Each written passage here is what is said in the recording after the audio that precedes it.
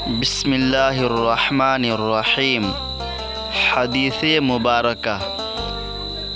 میں ابو ذر رضی اللہ تعالیٰ عنہ سے روضہ میں ملا۔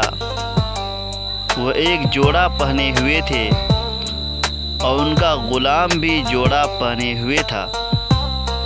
میں نے اس کا سبب دریافت کیا تو کہنے لگے کہ میں نے ایک شخص یعنی غلام کو برا بھلا کہا تھا اور اس کی ماں کی غیرت دلائی تھی یعنی گالی دی، تو رسول اللہ صلی اللہ علیہ وسلم نے یہ معلوم کر کے مجھ سے فرمایا، اے ابو ذر، تو نے اسے ماں کے نام سے غیرت دلائی ہے، بے شک تجھ میں ابھی کچھ زمانہ جاہلیت کا اثر باقی ہے۔ یاد رکھو، ماتحت لوگ تمہارے بھائی ہیں۔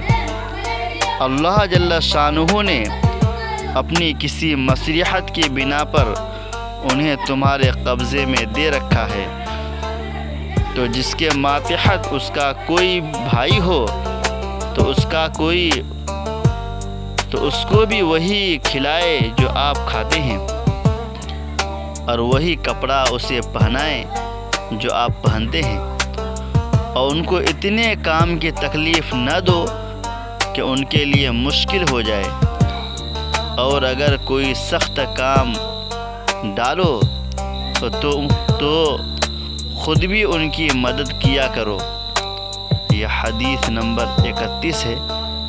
امام بخاری رحمۃ اللہ علیہ نے یہ حدیث اپنی کتاب بخاری شریف میں نقل کی ہے۔ حضور پاک صلی اللہ علیہ وسلم نے اس حدیث پاک میں پوری امت کو یہ ترغیب دی ہے کہ جس کے ماتحت کوئی ہو اس کے ساتھ بھلائی کا معاملہ کرے، جو کھائے وہ ان کو کھلائے، جو پہنے ان کو بھی وہی پہنائے، ان کے اچھائی کا معاملہ کیا کریں۔